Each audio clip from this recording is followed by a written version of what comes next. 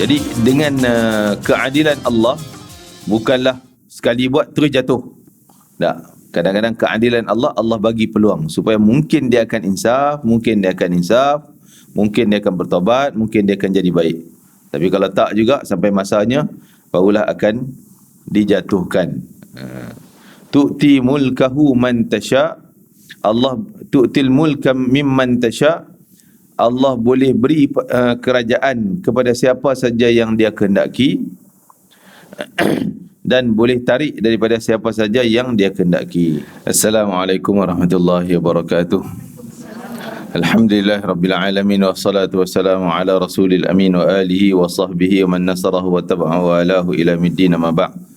Nawayna ta'alluma ta'lima tadhakkura wa tadhkir wa naf'a wal intifa' wal ifada wal istifada wal hatha ala tamassuk bi kitabillah wa sunnati rasulillah wa du'a ila al huda wa dalata ala al khair ibtigha'a mardatillahi wa qurbih wa thawabi maghfirati wa ridwani wa husnul khatimah 'inda al ma' wa raf'i darajat fil jannah wa murafaqati sayyidina Muhammadin sallallahu alaihi wa alihi wasallam wa ibtigha'a syafa'ati yawm al qiyamah ala hadhihi niyyah wa kulli niyyah salihah syamila khairatid dunya wal akhirah wa ila hadrati sayyidina Muhammadin sallallahu alaihi wa alihi wasallam. Al-Fatihah. A'udzu billahi minasyaitonir rajim. Bismillahirrahmanirrahim. Alhamdulillahi rabbil alamin arrahmanir rahim maliki yaumiddin. Iyyaka na'budu wa iyyaka nasta'in. Ihdinas siratal mustaqim siratal ladzina an'amta 'alaihim ghairil maghdubi 'alaihim waladdallin. Amin. Alhamdulillah, syukur kepada Allah SWT, dan kita teruskan dengan pengajian daripada kitab Mendidik Hati Mendekati Ilahi. Kita masih dalam tajuk yang sama, iaitu keutamaan ahli karamah. Dibawakan bagaimana terbentuknya mereka, ahli-ahli karamah, terdidiknya mereka, bagaimana cara mereka mendidik hati dan latihan mujahadah sehingga mereka mendapat kedudukan wali Allah, karamah, ahlul karamah. Muka surat 431. Kita tengok perenggan yang atas, apa yang dia nak sebutkan, contoh-contoh. Diriwayatkan isteri Al-Aziz berkata kepada Yusuf alaihi salam, Nabi Yusuf alaihi salam, iaitu nama isterinya Zulaikha disebut. Setelah Yusuf menjadi raja, ia duduk di jalan mendaki pada hari perarakan, dan Yusuf berada di tengah-tengah 12,000 para pemimpin kerajaannya. Maha suci zat yang menjadikan raja sebagai hamba kerana kemaksiatannya, dan menjadikan hamba sebagai raja kerana ketaatan kepadanya. Menjadikan raja jadi hamba kerana terlibat dengan maksiat, dan menjadikan hamba tu Allah yang lantik menjadi raja kerana ketaatan kepadanya. Itu Nabi Yusuf yang dimaksudkan. Nabi Yusuf AS, yang raja menjadi hamba adalah kedudukan dia sebagai isteri kepada pemimpin besar Al-Aziz, sehinggalah jatuh takhtanya, kerajaannya. Ketamakan dan keinginan rendah menjadikan raja sebagai hamba. Tamak dan keinginan rendah, yakni keinginan hawa nafsu. Tamak dengan harta, kekayaan,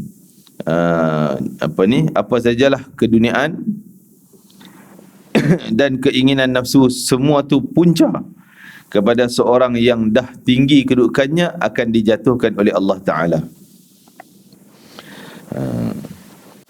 Jadi dengan keadilan Allah, bukanlah sekali buat terus jatuh. Tak. Kadang-kadang keadilan Allah, Allah bagi peluang supaya mungkin dia akan insaf, mungkin dia akan bertobat, mungkin dia akan jadi baik. Tapi kalau tak juga, sampai masanya barulah akan dijatuhkan. Tu'ti mulkahu man tasha, Allah tu'til mulka mimman tasha, Allah boleh beri kerajaan kepada siapa saja yang dia kehendaki dan boleh tarik daripada siapa saja yang dia kehendaki. Tu'til mulka mimman tasha' wa tu'izzu man tasha' wa tudhillu man tasha'. Allah boleh muliakan siapa yang dia kehendaki, Allah boleh hina jatuhkan siapa saja yang dia kehendaki. Itulah balasan bagi orang-orang yang membuat kerosakan. Apa kerosakan? Iaitu maksiat.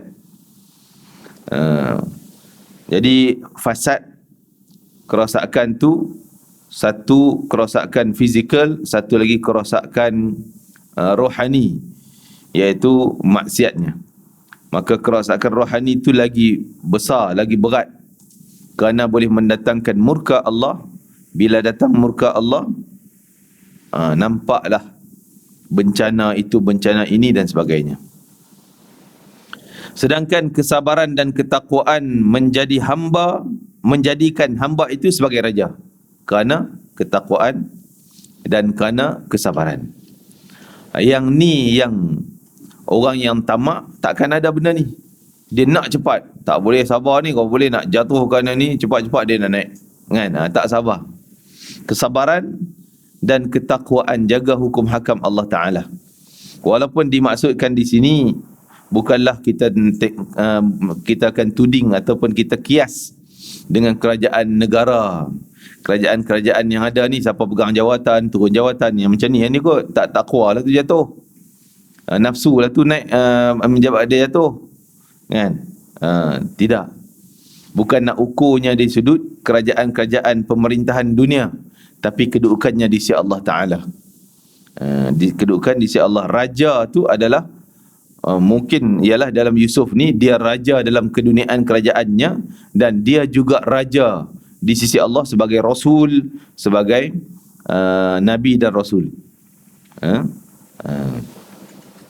Dan si Zulaikha tadi, ialah dia kebetulan dia pemimpin, maksudnya suami dia pemimpin, mungkin dan suami dia jatuh, tetapi yang dimaksudkan adalah hilang ketakwaannya.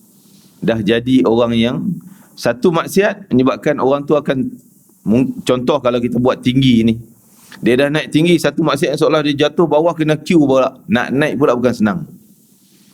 Tu perkara maksiat ni menjadi penghalang besar. Walaupun dia bertaubat, tapi darajatnya, kita ni ada darajat ni, kita tak nampak, kita nampak kita sama aje. Tapi ada darjat orang yang lebih tinggi daripada orang lain, kedudukannya di sisi Allah Ta'ala, darajatnya. Sehingga mungkin satu amalan, dia katalah amalan sama, semua sedekah RM1 contoh. Orang yang darajat tinggi sedekahnya RM1, tapi pahalanya lebih besar, tak sama dengan orang darajatnya rendah. Siapa yang tahu benda tu? Kita tak tahu, kita tak nampak. Allah je Maha mengetahui. Tapi kadang-kadang Allah buka hijab kepada orang-orang min awliya, wali Allah, dia yang kenal. Ini orang kekasih Allah. Yang ni orang yang dibenci oleh Allah Ta'ala. Jadi sebab itulah amalan daripada seorang yang saleh, alim, lebih besar pahalanya berbanding dengan orang yang jahil. Dan amalan daripada orang yang banyak berzikir pada Allah, bila banyak berzikir, darjatnya makin tinggi, kedudukannya, martabatnya di sisi Allah Ta'ala semakin tinggi. Tinggi tu dia semakin dekat dengan Allah. Orang yang banyak berzikir, satu amalan dia sama dengan satu amalan orang lain dari sudut perbuatan, tapi dari sudut ganjaran tak sama. Itu yang bukti daripada hadis Nabi bila ditanya siapa yang paling banyak pahala di kalangan kami yang semayang, Nabi kata orang yang banyak zikir. Di kalangan kami yang puasa, orang yang banyak zikir. Di kalangan kami yang jihad, orang yang banyak zikir. Sehingga Sayyidina Umar kata pada Sayyidina Abu Bakar, dia kata kalau macam tu orang zikir ni dapat semua banyak-banyak, semua dia pukul banyak-banyak belakang, dapat banyak-banyak. Contoh yang lain, darajat para sahabat tak sama dengan darajat kita. Memang tak sama pun, takkan mungkin boleh potong pun. Sebab tu Nabi kata sedekah sahabat sebelah tamar pun pahalanya lebih besar daripada orang lain yang sedekah emas sebesar gunung Uhud. Tak sama darajat di sisi Allah Ta'ala. Tingkatan mereka. Dari mana datang darjat tu? Daripada yang pertama sekali hati. Hati bersih, suci, tak pernah ada sakit hati, iri hati, dengki. Semua tu penyakit-penyakit belaka tu yang boleh menjatuhkan kita punya darajat. Hati yang kotor tu, hati bersih, tinggi darjatnya. Dan ditambah dengan amalan pula. Hati dah bersih dah, amalan buat lagi, makin cepat menuju pada Allah Ta'ala. Dan antara amalan seperti Imam Ahmad bin Hanbal, mimpinya dia kata Al-Quran, amalan yang paling cepat untuk tinggikan darjat kita. Walaupun kita jatuh ke debu, mana katalah, kita dah tinggi, katalah terlibat dengan dosa maksiat, jatuh ke bawah. Nak bagi cepat naik balik darjat kita, martabat kita di sisi Allah Ta'ala, adalah Al-Quran. Itu adalah dalam grup zikir. Quran itu adalah afdal, sebaik-baik zikir. Kalam Allah, baca, hafal berkaitan dengan Al-Quran. Selain daripada itu, salawat baginda Nabi SAW. Sembahyang macam mana? Sembahyang benda asas, tak boleh tinggal. Jadi yang dimaksudkan ini, yang hamba jadi raja, jadi kebetulan dua-dua ada pada Nabi Yusuf. Raja akhirat dari sudut dia Nabi Rasul, raja dunia dari sudut dia pemerintah. Zulaikha kebetulan juga dia sebagai pemerintah jatuh jawatan, dia sebagai isteri pemerintah yang jatuh jawatan, dan dia terlibat dengan dosa fitnah kepada Nabi Yusuf AS. Cerita dia semua kita tahu, menyebabkan darajatnya di sisi Allah Ta'ala pun jatuh. Yusuf lalu berkata, sebagaimana diberitakan oleh Allah Ta'ala, innahu man yattaqi wa yasbir. Ini kunci besar Nabi Yusuf AS. Sungguhnya barang siapa yang menjaga diri, takwa pada Allah, yattaqi, takut Allah, jaga diri, tak buat benda yang maksiat, walaupun ada peluang. Ada peluang nak menipu, dia tak tipu. Ada peluang nak buat maksiat, dia tak buat. Ada peluang nak curi, tapi dia tak nak ambil. Ada peluang senang-senang je, tapi tak nak. Ini orang yang bertakwa. Kenapa? Dia bukan takut pada undang-undang, dia takut pada Allah. Kalau takut pada undang, tak ada nampak ni boleh ambil, lepas undang-undang. Tak ada siapa tahu, boleh buat, tak lepas undang-undang. Tapi Allah, tak boleh nak lepas. Itu namanya tingkatan ihsan, muraqabah yang paling tinggi. Dalam maka orang yang lagi dekat dengan Allah Ta'ala, lagi hatinya rasa tak berani nak lintas hati pun tak berani. Kita ni jaga mulut tu okey dah lah, tak cakap jahat, tak buat perbuatan jahat tu kira dah okey. Tapi orang yang makin tinggi darajatnya, makamnya, martabatnya dengan Allah Ta'ala, jangan kata perbuatan, hati pun tak berani nak memikir benda yang tak baik pada orang lain, su'uzan. Hati pun tak berani nak su'uzan. Kalau dia terlintas su'uzan, tengok orang tu, contohnya dia terlintas benda tak baik, dia cepat istighfar, bertaubat, menangis pada Allah. Kita rasa berapa nak menangis, bukan dosa pun. Ya, itu yang kita sebut orang yang tinggi ni dengan orang yang baik. Orang baik tapi martabat makam di bawah, yang kaedah para ulama buat, hasanatil abrar, sayyiatil muqarrabin. Muqarrabin ni orang yang sangat dekat dengan Allah Ta'ala, sehingga dia rasa Allah tu duduk dekat ni. Kalau terlintas dia, Allah nampak. Jadi kebaikan yang dibuat oleh orang biasa, orang bawahan ni, masih dianggap, orang muqarrabin tu masih anggap tak baik lagi. Tu. Jadi Nabi Yusuf AS, innahu man yattaqi, dia kata siapa yang bertakwa, jaga sungguh ketakwaannya, walaupun lintasan hati yang tak baik. Dan kunci yang kedua, kejayaan dia adalah wa yasbir, dan bersabar. Dua ni je. Nabi Yusuf, tengok bagaimana ujian pada Nabi Yusuf AS. Kalau tak ada benda ni, rasanya dia dah sampai ke bunuh diri, kan? Dia kecil, didengki oleh saudara dia, campak dalam perigi buruk, difitnah, dan dia pula diangkat, diambil, dijual pula di pasar, jadi hamba, dijual lelong macam tu. Lepas tu dah terpisah dengan keluarga, jadi hamba di rumah orang kaya pun difitnah pula. Semua kehidupan dia macam-macam ujian. Kalau tak ada takwa dan sabar, dah lama dah Nabi Yusuf ni mungkin ada terlibat dengan dosa, maksiat macam-macam. Tapi dua benda ni yang menyebabkan keselamatan dia. Dan satu lagi kata para ulama, termasuk dalam takwa, termasuk dalam sabar. Apa dia satu lagi yang disebutkan adalah dia sentiasa ingat ayah dia. Ayah dia seorang Nabi, seorang Rasul. Sehingga dikatakan bila Zulaikha ajak buat maksiat dengan dia, maksud nak goda dia, waktu tu dikatakan dia terbayang ayah dia. Terbayang ayah dia. Jadi dia pun lari dan takut. Yalah, lumrah nafsu lelaki ni kadang memanglah akan terdorong kepada tu. Tu ayat Quran yang Allah Ta'ala sebut, laula ar-ra'a burhana rabbih, kalaulah Allah tak tunjuk bukti yang jelas ataupun kenyataan yang jelas, pasti walaqad hammat bih wa hamma biha, wanita tu pun nak pada dia, dia pun ada keinginan tu, hati tu terlintas juga. Perempuan cantik, ada jawatan, dalam rumah bersendirian berduaan, dia pun ada keinginan tu. Tapi Allah kata laula ar-ra'a burhana rabbih, kalau kami tak tunjuk bukti jelas daripada Tuhan, daripada Allah, mungkin dia terlibat. Kata ulama, apa dia burhan di situ? Burhan ni kita terjemah bukti yang jelas, iaitu dia terbayang ayah dia, nampak ayah dia, nampak, tak berani nak buat, jadi tak berani, jadi takut. Ini yang kadang-kadang sebahagian contohnya dalam tarikat Naqsyabandi, dia ada satu dia panggil apa nama dia punya tu tau. Dia suruh bayang wajah syekh dia, bagi bayang wajah syekh, kan, supaya bila kita terlintas benda yang tak baik, kita leka je bayang wajah syekh kita, tak jadi nak buat, ataupun yang tak buat tu cepat-cepat nak buat benda yang baik, kan. Kadang orang salah anggap, salah tafsir yang kita tak faham ni. Dia kata sesat ni apa duk bayang wajah syekh pula. Kita berdan terbayang wajah mak kita, ayah kita.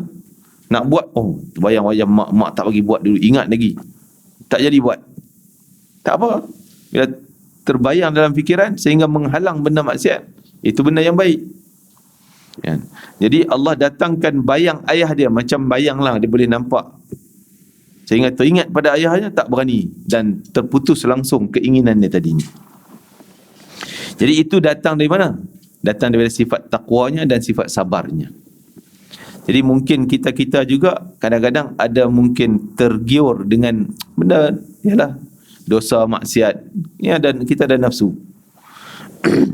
Tapi kadang-kadang terbayang mungkin wajah suami ke, kan, ustaz mana ke, jadi tak wani dengar, ingat lagi cakap dia tu, jangan bayang saya pula, tak jadi. Kan. Jadi sehingga jadi penghalang. Innahu may yattaqi wa yasbir, sungguhnya kuncinya adalah takwa, jaga diri daripada kemaksiatan, kejahatan, dan sabar. Kesabaran Nabi Yusuf sangat hebat. Diuji, dahlah digoda macam tu, dan dituduh pula, difitnah, dia nak rogol aku. Zulaikha tuduh depan suami dia. Masuk penjara pula. Tak salah, tak apa pun, tapi masuk penjara pula. Dah masuk penjara, ada peluang keluar, orang tu terlupa pula nak bagi tahu, nak recommend supaya dia dikeluarkan daripada ni. Kan, yang dua lelaki masuk, dia takbir mimpi, dia kata akhirnya dapat jawatan dengan raja, tolong bagi tahu supaya aku dapat keluar. Nabi Yusuf kata. Kawan tu terlupa.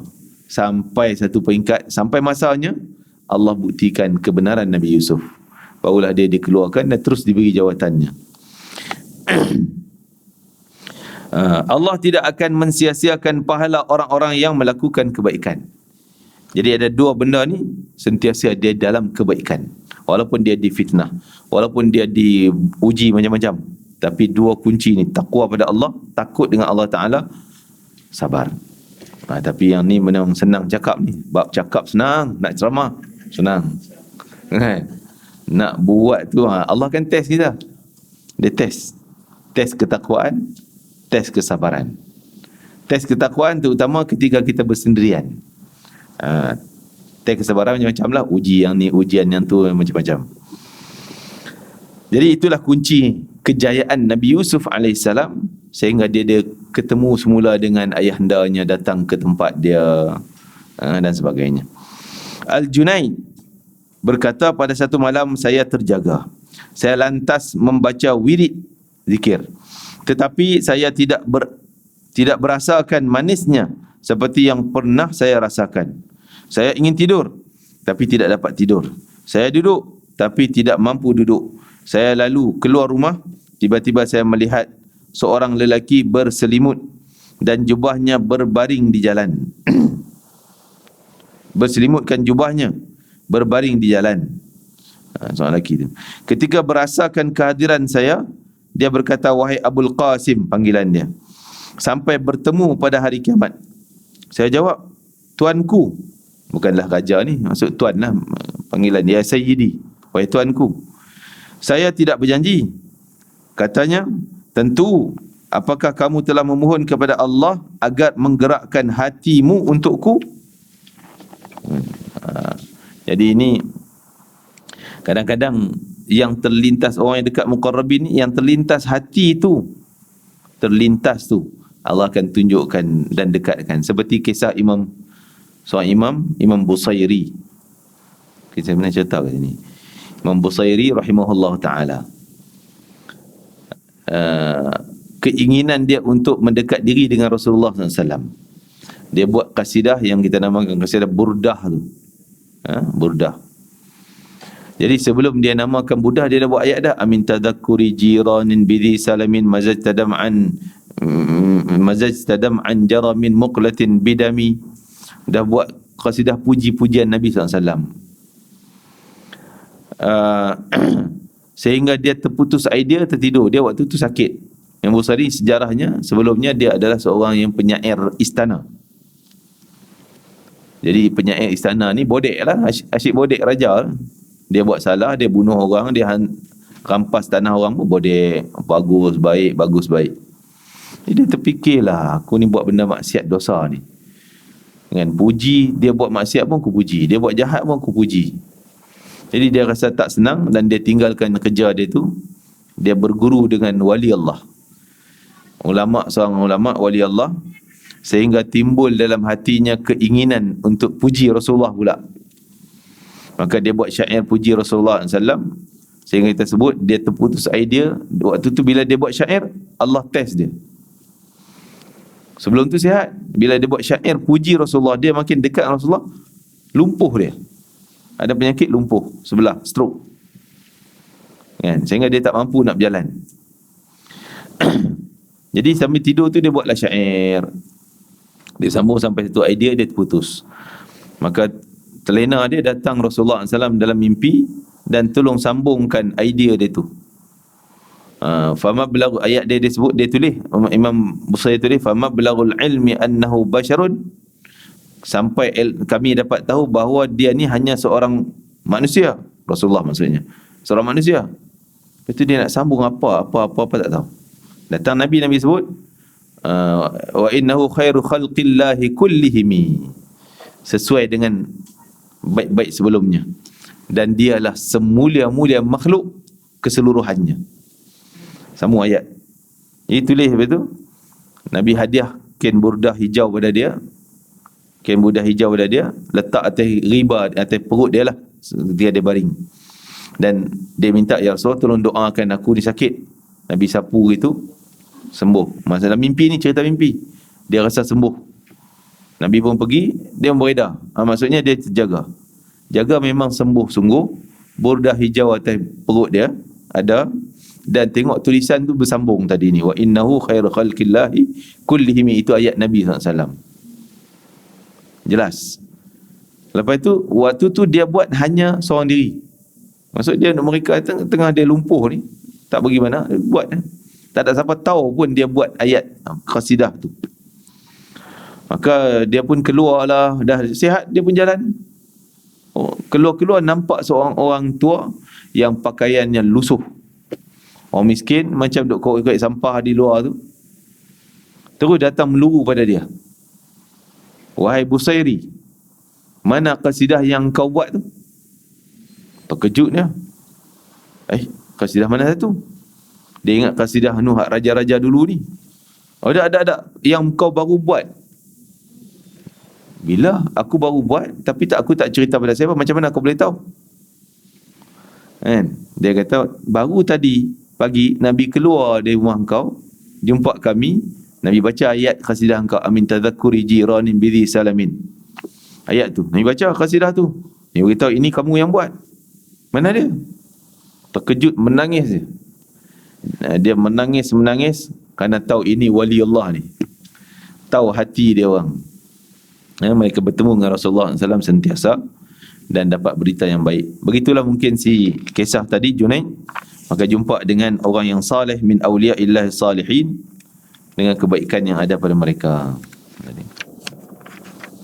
Saya menjawab, lelaki tadi dia kata, tentulah apakah kamu telah memohon kepada Allah agar menggerakkan hatimu untuk datang pada aku? Kan? Masya Allah. Saya menjawab, Junaid jawab, aku telah melakukannya. Ya, betul. Dia bertanya, lalu apakah keperluanmu? Kamu macam tak boleh tidur apa semua ni, macam nak jumpa dengan seorang. Ni lah akulah. Ni orang yang terbaring nampak lusuh tadi ni. Saya berkata kepadanya, apabila penyakit diri ada tak penyakit, ada ubat tak? Penyakit hati ni ada ubat tak? Ni Imam Junaid Al-Baghdadi, ulama wali Allah, pun dia kata aku ada penyakit ni. Penyakit dia apa? Zikir tak rasa manis. Allah, kalau kita zikir ngantuk, subhanallah. Mula tadi pegang 1, 2, 3, 4, 5, subhanallah. 100 dah. Alhamdulillah, habis dah 100. Dah sampai 100. Ni karamah ni, kata Cik, karamah ni. Tadi baru 5 sebut tu sampai 100. Pun okey lah. Tapi tu nak sebutnya kebaikan orang biasa di sisi orang muqarrabin yang dekat Allah Ta'ala ni masih belum lengkap, belum tak baik lagi. Tak cukup baik lagi, tak capai lagi. Dia punya mengatakan skema dia tu, kan. Jadi dia rasa tak manis, zikir tu tak rasa manis. Dia rasa aku ada penyakit ni, apa ubat nak buat ni, kan. Maka sampai dia tak boleh tidur, dia fikir hal tu. Dia fikir hal tu sampai tidur tak boleh, duduk tak senang, nak cari orang tanya apa ubat. Maka dikatakan, dia katanya, apabila penyakit diri ada ubatnya? Ada ubat tak? Dia kata, apabila diri telah mengingkari nafsunya. Tinggal nafsu, itu ubatnya. Allahu Akbar. Jauh sangatlah saya ni. Masya Allah. Lantas dia menoleh pada dirinya dan berkata, dia kata pada diri sendiri, wahai diri, wahai nafsu, aku telah menjawab untukmu. Aku jawabmu akan hal ini 7 kali, tetapi kamu menolak. Maksudnya aku dah kata dah, engkau duk ikut nafsu. Dia cakap pada diri dia sendiri. Suruh tolak nafsu.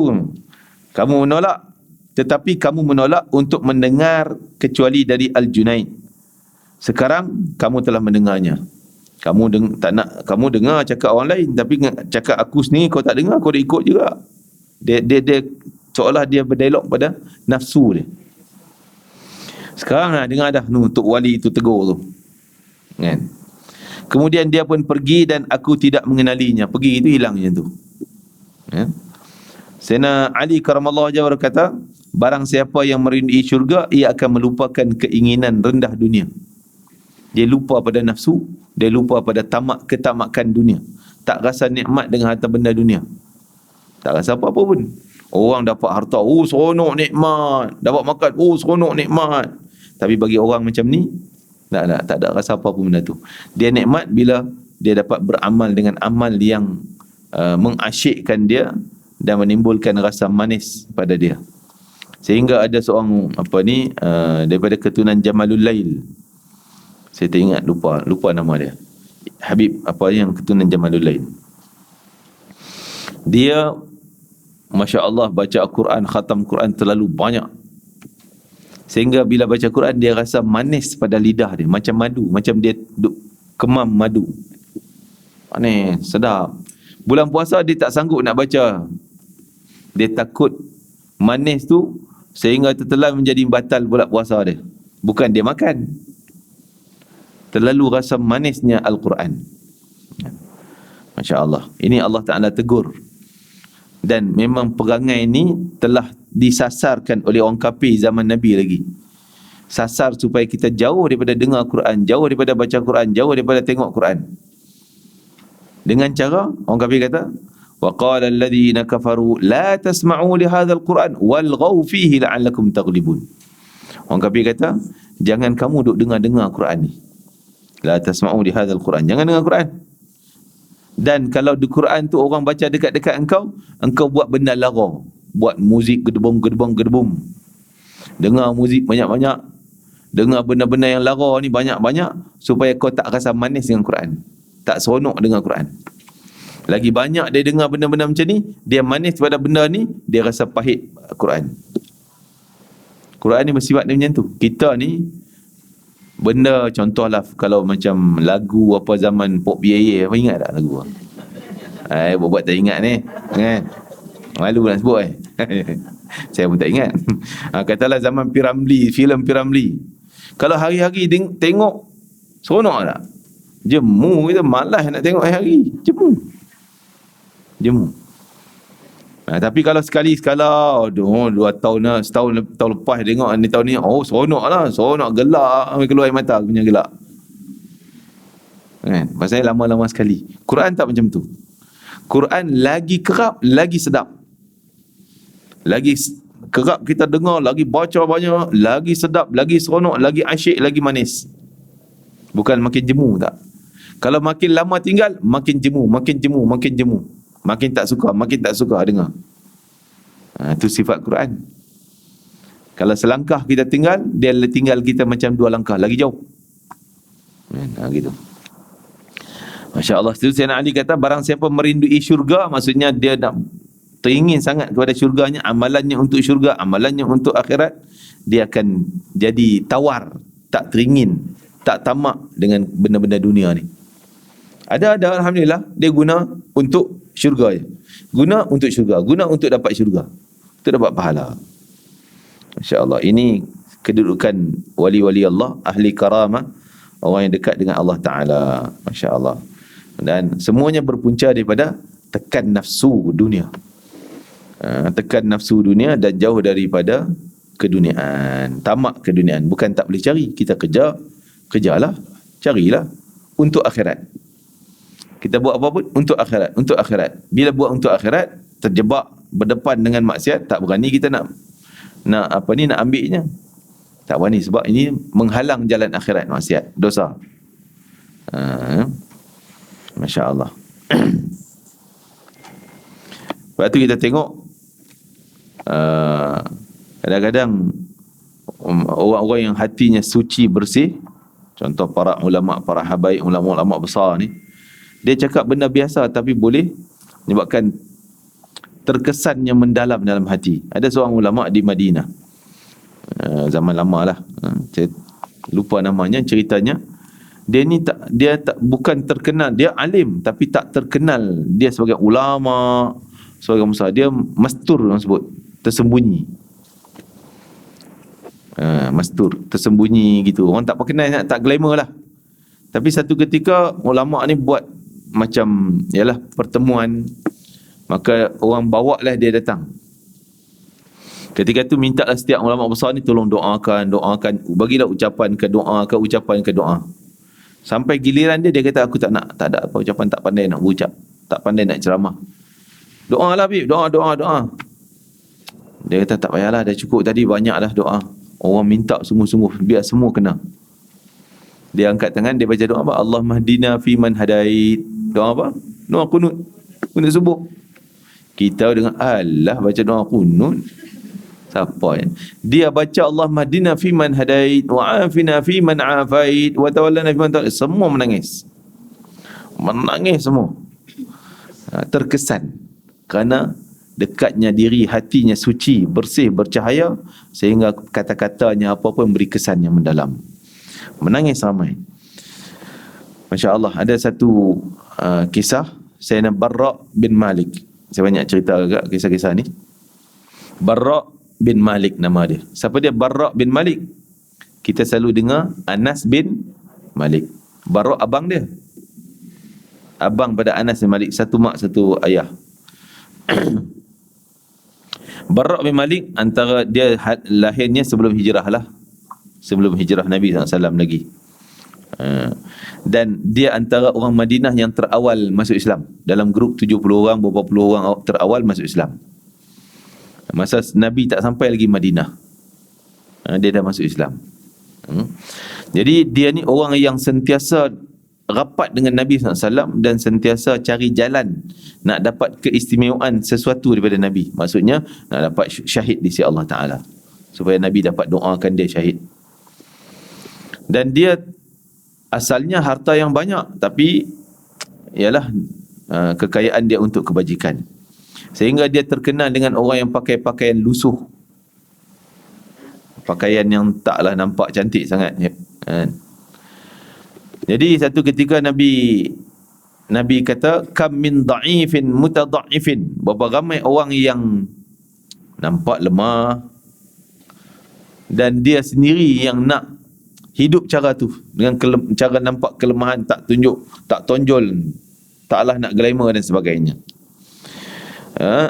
Dhi tamarain, kata Nabi, yang sentiasa dengan pakaian lusuh dia.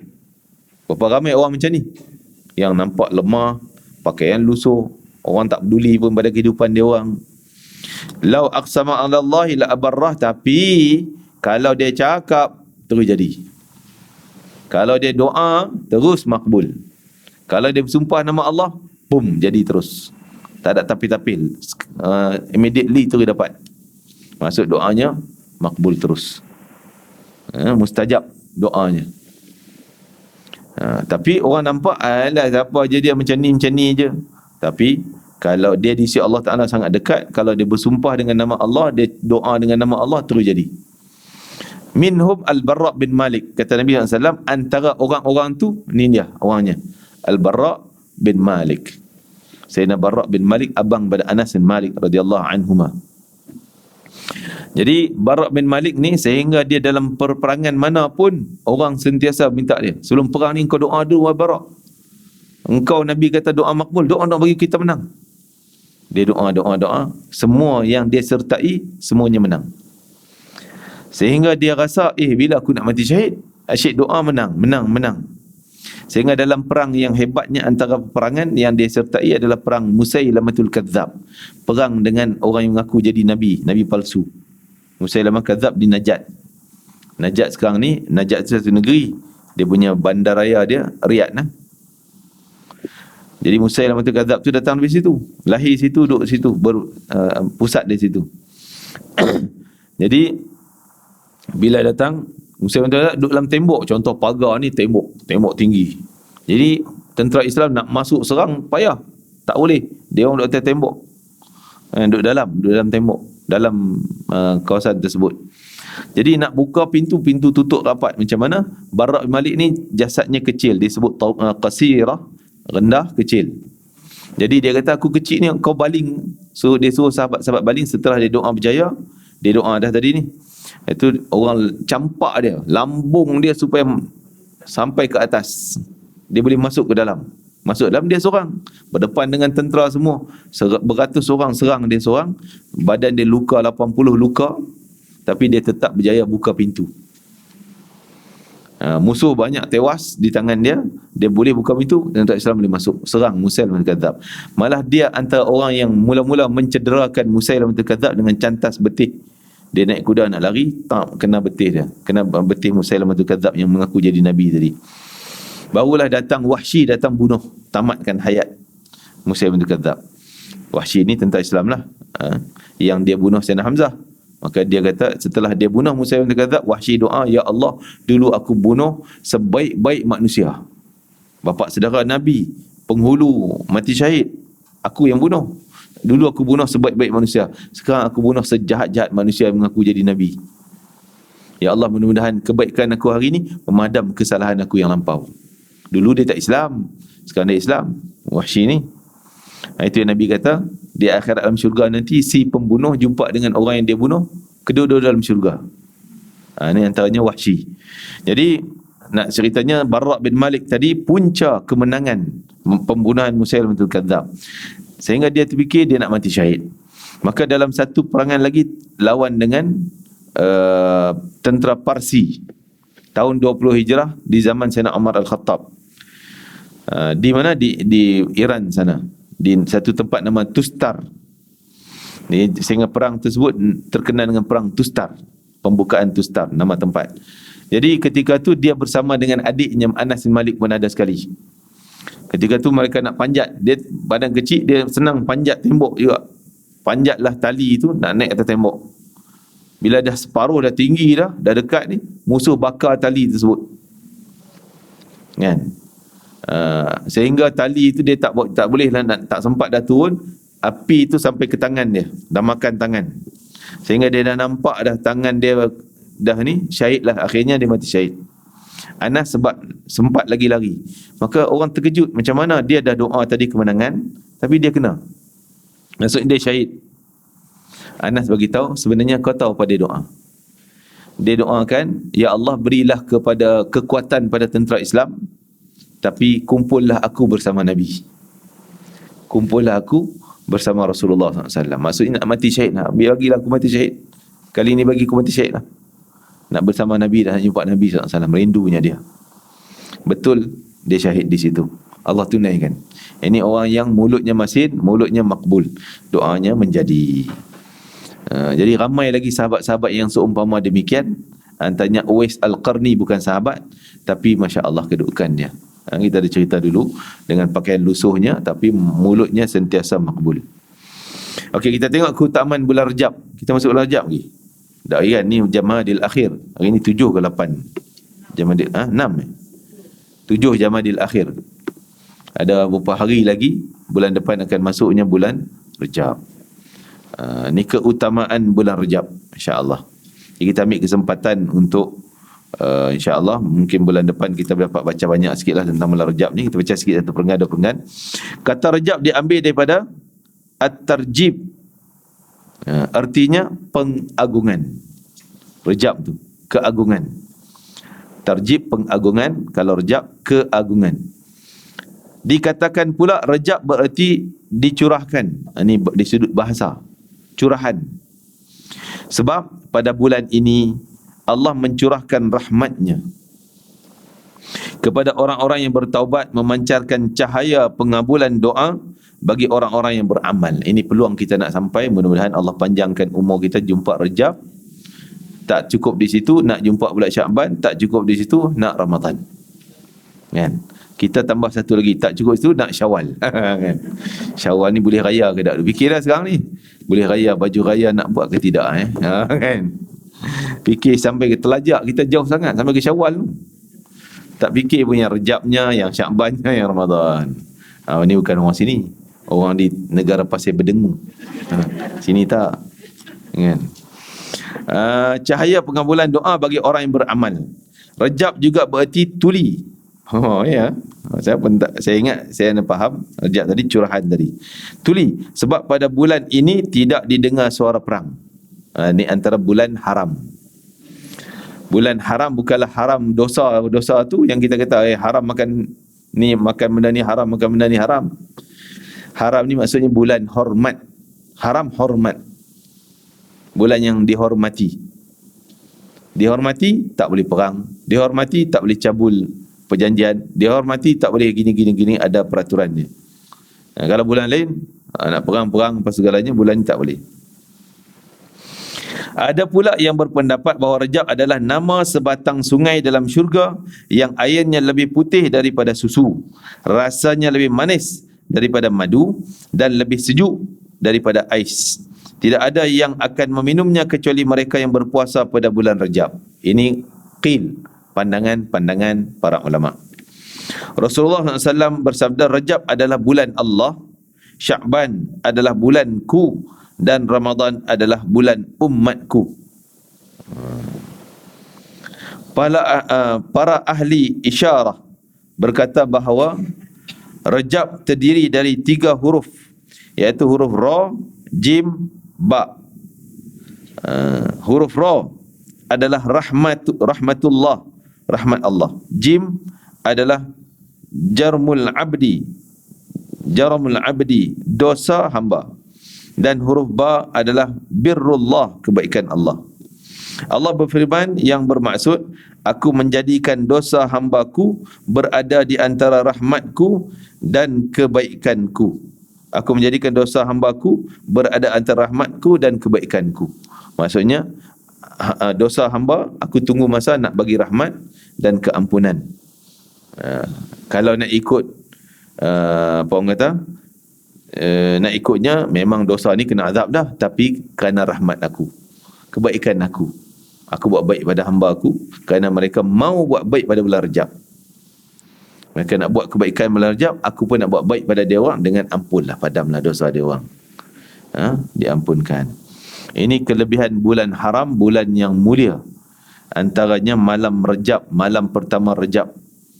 Kalau boleh kita mulakan malam pertama dengan kebaikan amalan yang paling hebat. Buatlah apa pun. Dan satu Rajab mulakan dengan puasa kita, itu amalan yang paling baik. Puasa satu Rajab. Dan malamnya dengan hidupkan malam pertama Rajab, yang doa disebutkan antara malam yang doanya sangat mustajab dan takkan ditolak. Malam pertama Rajab. Kena kita ambil tahulah bila malam pertamanya. Tengok takwim yang sebenar untuk kita ambil tahu bila malam pertama Rajab. Abu Hurairah radhiyallahu anhu meriwayatkan bahawa Rasulullah SAW bersabda, barang siapa berpuasa pada hari ke-17 pada bulan Rajab akan dinilai seperti orang berpuasa 60 bulan. InsyaAllah. Sebab hari itu adalah hari turunnya malaikat Jibril kepada Rasulullah SAW pada malam Isra Mi'raj. Peristiwa Isra Mi'raj.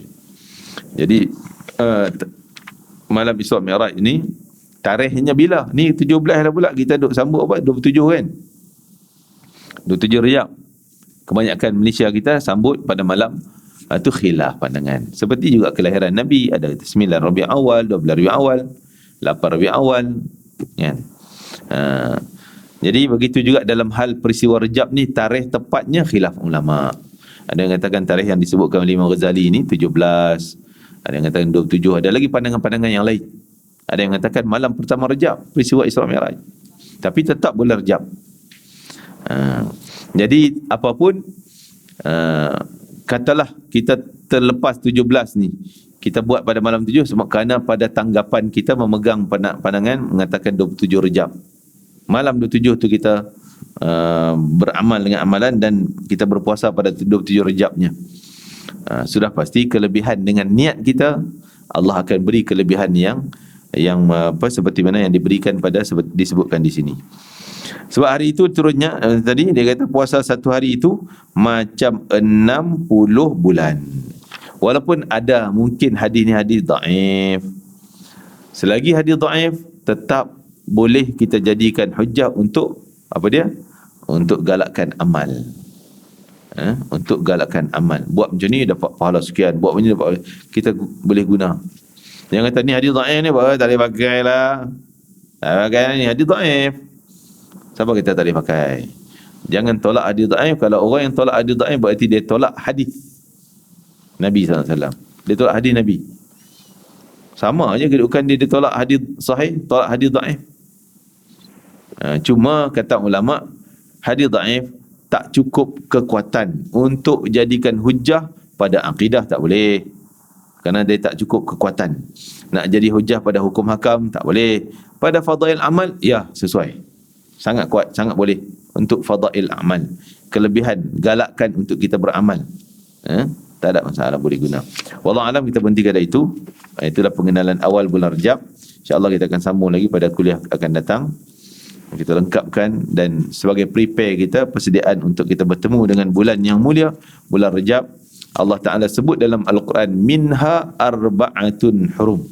Daripada bulan 12 ni, ada 4 bulan haram. 1 yang berpisah, 3 yang kembar. Pisahnya, yang berpisah ada Rajab. yang berkembar daripada Zulqa'dah, Zulhijjah, Muharram. Semua ni bulan haram, bulan yang patut dihormati dan bulan yang patut kita pekakkan diri kita daripada maksiat, dosa, dan kita lebih fokus kepada amal ibadah. Seolah bulan Rejab, bulan pembersihan. Kalau kita gambar pertanian tu, tanah pokok banyak kotor ni, kita bersihkan dulu. Rumah banjir, kita bersih dulu. Kan? Bulan Sya'ban, kita hiasi wangi, kita mulalah hias balik segalanya. Dan bulan Ramadan, bulan untuk kita mengaut keuntungan. Bulan untuk tuai dan ambil keuntungan, kebaikan-kebaikan hasil daripada yang kita tanam daripada Rejab. Kalau Rejab kita tak mula apa-apa, Sya'ban pun baru nak melangkah-langkah, memang kita akan ketinggalan di Ramadan. Ketinggalan. Kadang orang kata, tak, Ustaz, saya Rejab tak pernah tahu pun, Sya'ban, tapi Ramadan banyak juga amalan saya buat. Ya, bukan dari sudut amalan fizik yang luaran tu, tapi di sisi Allah, ganjaran yang kita sebut tadi, maqam kedudukan tu. Orang ni dah tingkatan maqam daripada Rejab lagi, dia dah naik tinggi dekat dengan Allah, Dia puasa satu hari sama dengan orang lain juga, pahala tak sama dengan orang lain. Jadi mudah-mudahan Allah berikan kepada kita kekuatan untuk menundukkan nafsu dan juga kekuatan untuk kita lebih dekat diri kita dengan Allah Azza wa Jalla dengan amalan-amalan kita, insya-Allah, dengan rahmat Allah Ta'ala. Rabbana taqabbal minna innaka antas samiul alim wa tub alaina innaka antat tawwabur rahim waghfir bil husna wa anta radin 'anna fi khairin wa lutfin wa afiyatin bi rahmatika ya arhamar rahimin. Allahumma ati anfusana taqwaha wa zakkiha anta khairu man zakkaha anta waliyyu maulaha ya arhamar rahimin. Allahumma rabbana atina fid dunya hasanah fil akhirati hasanah wa qina adzabannar. Wa sallallahu ala sayyidina Muhammad wa ala alihi wasallam. Alhamdulillahi rabbil alamin. Taqabbalallahu minkum minkum taqabbal ya karim. Ahlan wa sahlan yang bahagia Al-Fadhil Ustaz Iqbal. Sekian. Assalamualaikum warahmatullahi wabarakatuh.